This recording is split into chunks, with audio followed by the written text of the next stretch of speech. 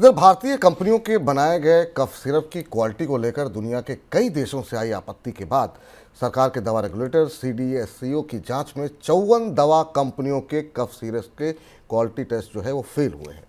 CDSCO ने इस साल अक्टूबर तक दवा कंपनियों के 2100 से ज़्यादा सैंपल पर क्वालिटी टेस्ट किया था।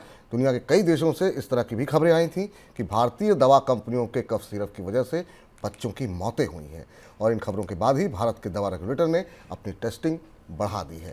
सर, ऐसा कफ सिरप में क्या मिल गया जिसको लेकर के इतने सारे सैंपल फेल हो गए? तो बहुत बड़ी घटना है। हाँ, ये भारत के दवा उद्योग के लिए बेहद बड़ी घटना, और जैसा हम बराबर कह रहे हैं, इस मनी सेंट्रल आपको लगातार इस खबर पर नजर रखे हुए, और हम आपको बराबर बता रहे हैं कि भारत के दवा उद्योग के भीतर क्या चल रहा है।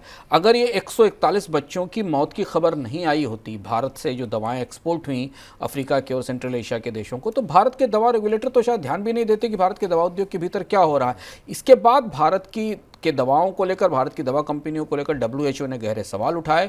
दुनिया की फार्मेसी होने की जो भारत की छवि थी उस पर गहरी खरोंचें आई, दाग आए, और उसके बाद दवा रेगुलेटर ने छापे मारना शुरू किया। और पिछले 1 महीने के दौरान छापों में वो सब कुछ पता चला है जो एक दवा कंपनियों के बारे में स्वीकार्य बर्दाश्त नहीं किया जा सकता।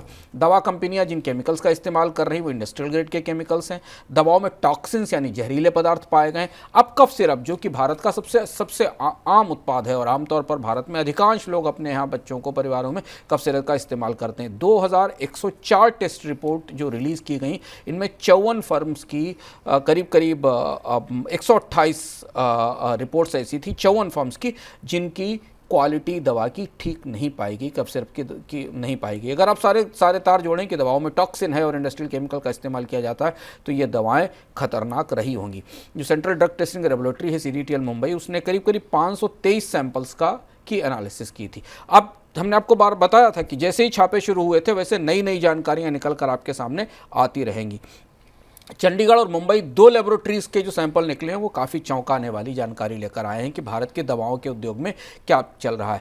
WHO भारत के दवा उद्योग, खासतौर से कफ सिरप को लेकर खासा आक्रामक है, और भारत के दवा उद्योग पर सवाल उठा चुका है। देखना है कि इन जांच रिपोर्टों के बाद सरकार इन दवा कंपनियों पर किस तरीके की कार्रवाई करती है। तो काफ़ी गंभीर मसला है। हम सब अपने घर में छोटे छोटे बच्चों को बिना कुछ पूछे कफ सिरप रखते हैं। कभी भी सर्दी का मौसम चल रहा है, उस कफ सिरप का इस्तेमाल करते हैं, और सोचिए कितनी खतरनाक बात है ये।